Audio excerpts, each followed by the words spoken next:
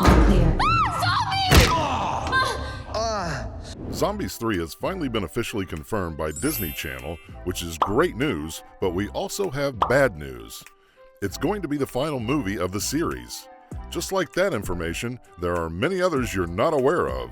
We'll be talking about the 10 things you didn't know about Zombies 3. Musicals about star-crossed lovers have been Disney's golden recipe for success for a while now. Be it the cult favorite High School Musical or their much recent success, Descendants, at their core they are all pretty similar. In this way, Disney's 2018 hit Zombies is no different either. However, the studio has also continued to package its favorite formula in all forms and sizes, finding ways to address important issues through love and, well, catchy songs. This is precisely why Zombies ended up being a record-breaking success for Disney. In fact, when it first premiered, over 10.3 million viewers watched it within 3 days, making Zombies the studio's most viewed film since Descendants 2. What separates Zombies from all other Disney movies is that not only does it do something as innovative as creating a pastel-hued Disney world of zombies, but it serves as a commentary on prejudice and equality. It is ultimately about acceptance, and as Addison mentions in one of the scenes, fighting against intolerance. The film's major success led to a sequel that takes us back to Seabrook after almost 2 long years, and it finally seems like the someday that Zed and Addison had once sang about is finally here. Only, there is something far more mysterious and potentially darker in store for them this time. Enter werewolves. Zombies 2 continues to address issues relating to identity, prejudice, and tolerance. What makes it all the more interesting is that Zed, despite all that he faced in the original, is having a difficult time accepting the new kid in town. With Zombies 2 out, it is only natural to wonder if there is still more in store for us. Zombies 3 plot.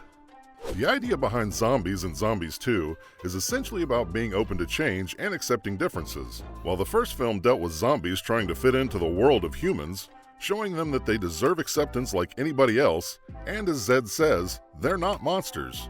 The second one shows a world where zombies and humans are finally living in harmony. But just when things feel like they have changed, the werewolves enter Seabrook from the Forbidden Forest to look for their moonstone. And, well, the werewolves are scary. The sequel brings in fresher dilemmas, especially with Zed's own prejudices against the werewolves. This serves as an interesting take on intersectionality and how victims of prejudices often carry their own prejudice towards another group or community. Zombies 2 is essentially in parts about growing up and adapting to changes. While Zed is struggling with his own prejudice and insecurities, Addison is slowly finding a place for herself as her fate entwines with the werewolves. And just like last time, Addison is the first one to accept the new community. The ending of Zombies 2 definitely sets up a third part with Addison's hair glowing in the end. There was also the meteor hitting Seabrook, suggesting that Zombies 3 could introduce alien life to Seabrook. Either that or Addison goes on to realize that she is somehow the great alpha for the werewolves. We know that Addison is very different from her family, and in both parts of Zombies she struggles to find where she belongs. Now with her hair glowing in the end, we can't expect the third part to focus on Addison's own self-discovery. And, well, it is about time. The cast and crew. Both parts of Zombies star Milo Mineham as Zed and Meg Donnelly as Addison. They also feature Kylie Russell, Trevor Torgman, Carla Jeffrey, James Godfrey, and Kingston Fisher. With Zombies 2 introducing the werewolves to the story, we have new additions to the cast. The sequel stars Pierce Josa as Wyatt, Chandler Kinney as Willa, and Ariel Martin as Winter. For Zombies 3, we can certainly expect the cast members to reprise their roles. In a recent interview with Hollywood Life, Milo Mineham expressed his interest in working on the third part. Yes, I mean, any movie leaves it open for another one, if you think about it. There are some things that might hint to the third one. Honestly, they haven't told me. I would love to, and they are definitely well aware that I'd love a third one, but we'll see what the fans think of the second one. Both the zombie films are Disney Channel original movies. They are both directed by Paul Hohen, with a screenplay written by David Light and Joseph Raso. Light and Raso also wrote Zombies vs. Cheerleaders, on which the original film is based. So when there is a third part to Zombies, it would make sense for the three to collaborate once again. Knowing Disney and how much it loves its sequels, getting Zombies 3 is only a matter of time. While it's definitely too soon to expect an official confirmation, it only makes sense considering how hugely successful the franchise has been so far. The release date. Get ready to sing and dance around the halls of Seabrook High with our favorite ghoulish teens. After the enormous success of Zombies 2, we wanted to raise the stakes in this third and final installment. Lauren Kiselewski, Vice President of Original Movies for Disney-branded television, said, "So when the ultimate outsiders descend on Seabrook, our team of cheerleaders, zombies, and werewolves must band together to face a threat of galactic proportions that may change the face of Seabrook forever. Yes, aliens will be gracing the town of Seabrook. Unfortunately, fans may have to wait for the out-of-this-world feature film, as production on Zombies 3 will not begin until spring 2021 in Toronto. Therefore, we wouldn't be surprised if the final installment premiered on Disney Channel in late 2021 or early 2022. No one from the cast knows about Zed and Zoe's mom. When a reporter chatted with Milo in 2018 about Zombies, they demanded to know what the backstory was of Zed and Zoe's, Kingston Foster, mom.